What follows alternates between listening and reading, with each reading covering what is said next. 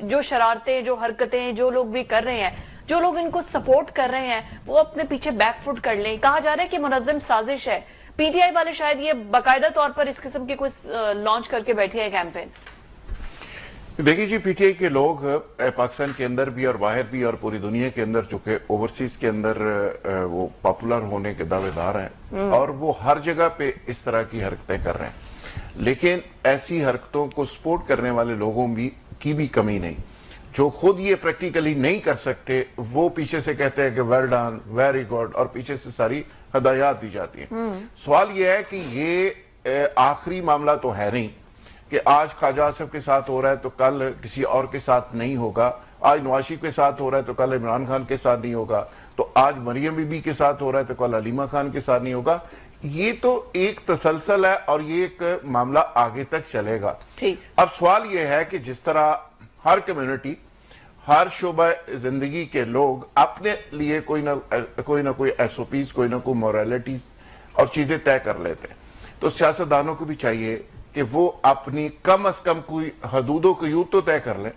پھر اس پہ بات ہو سکتی ہے کہ جی 1970 کے اندر کیا ہوا، 88 میں کیا ہوا، 90 میں کیا ہوا. جب بھی جو ہوا برا ہوا، غلط ہوا، وہ غلطی کو آج اس کے آڑ کے اندر اگر نون لیگ کی غلطی ہے تو آج اس کی جسٹیفیکیشن کے طور پہ یہ نہیں کہا جا سکتا کہ یہ بھی ٹھیک ہے. تو میں سمجھتا ہوں کہ یہ نوجوان نسل کو جس طرف لگا دیا گیا ہے اور اپنے کیریئر کو چھوڑ کے، کتابیں چھوڑ کے، ان کے ریکارڈ کرمنل بن رہے ہیں، وہ تباہ برباد ہو رہے ہیں، وہ ایک ایندھن کے طور پہ استعمال ہو رہے ہیں، تو یہ ٹرینڈ ختم ہونا چاہیے. بالکل ٹھیک ہے. کیوں ایسی کی حرکتیں کرتے ہیں مجھے تو یہ سمجھ نہیں آتی. کیوں اس قسم کی باتیں کرتے ہیں؟ وہ کہہ رہی ہے میں نے 7 کورسز کی ہیں تو پیچھے والے ڈیسک بجانا شروع کر رہے ہیں. بس سوال آپ کا ایسا ہے، یہ بھی تھوڑا پرسنلائز ہے.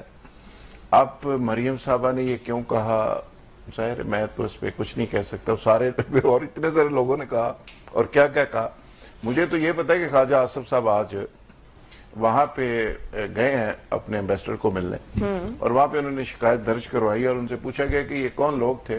تو انہوں نے کہا جی کہ مجھے لوگوں کا تو نہیں پتا کون تھا، لیکن اس نے بات بڑی خطرناک کی. اور دیکھیں وہ جو اس نے کہا نہیں چھری چاقو وجند ہے، لائف تھریٹ، تو اس پہ شہباز گل نے بھی کہا کہ یہ ناقابل برداشت ہے، ایسا نہیں ہونا چاہیے. بالکل ٹھیک. تو بات ہو رہی ہے بیسیکلی رویوں کی. ترانہ صاحب جو اینگل لے رہے ہیں وہ اس حد تک جسٹیفائی ہو سکتا ہے، لیکن میں اوورال بات کر رہا ہوں کہ سیاست کے اندر یہ جو تصادم آ گیا ہے، سیاست کے اندر جو نفرت آ گئی ہے، سیاست کے اندر جو عدم برداشت آ گئی ہے، اب یہ آپ سمجھتے ہیں کہ دوسرے کا گھر جل رہا ہے تو آپ کا گھر محفوظ رہے گا.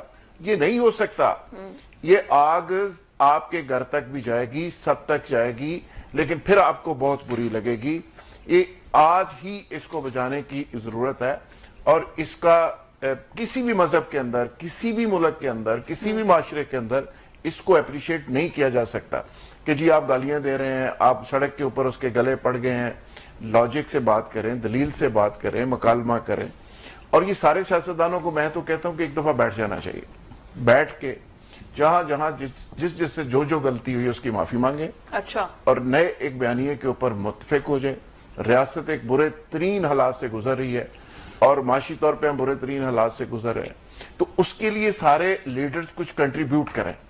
ہم بیشنگ میں لگ گئے ہیں، ایک دوسرے کو گالیوں میں لگ گئے ہیں، اور اتنے بڑے بڑے لیڈر ہیں جو اپنے آپ کو سمجھتے ہیں کہ بہت بڑے بڑے لیڈر ہیں، ان کے منہ سے عوام کے لیے کوئی ریلیف کی بات، کوئی سلوشن کی بات، کوئی ایسی بات سنے ہوئے یقین کریں عرصہ ہی ہو گیا کہ ہم ترس رہے ہیں کہ کبھی وہ عوام کی بات کریں، کبھی اس کے لیے کوئی حل نکالیں.